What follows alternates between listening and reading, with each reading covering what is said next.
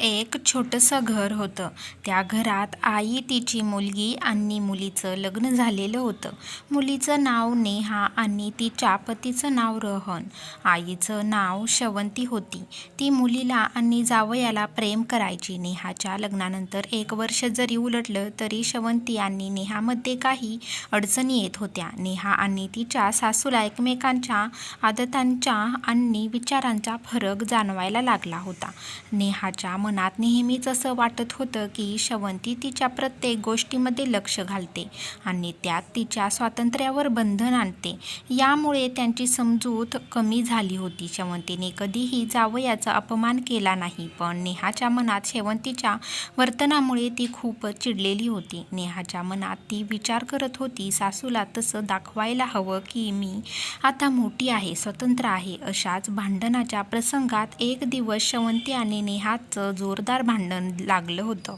तुम्ही एकच गोष्ट सतत करताय, मला तुमचं वागणं सहन होत नाही. शवंतीला दिलासा देणं कठीण झालं, पण तिने शांतपणे उत्तर दिलं, माझं प्रेम आहे नेहा आणि ते तुला कधीही जाणवू शकणार नाही. यावेळी रोहन, जो किचनमध्ये बसलेला होता, तो बाहेर आला आणि शांतपणे म्हणाला, माझ्या प्रिय आई आणि बायको, तुमचं वाद आपल्याला काहीही देणार नाही.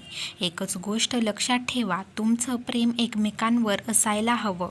आईला तिचं प्रेम दिलं पाहिजे आणि बायकोला तिचा आदर.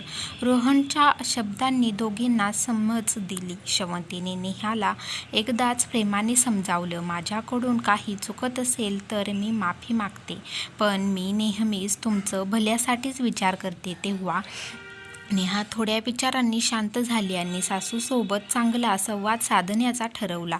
त्यानंतर त्या घरात शवंती, नेहा आणि रोहन यांचा संबंध सुधारला आणि एकत्र जाणून आयुष्य आनंदाने जगू लागले. तर असाच नवीन व्हिडिओ तुम्हाला आवडत असतील तर नक्की चॅनलला लाईक, सबस्क्राईब करा. थँक्यू, धन्यवाद. श्री स्वामी समर्थ.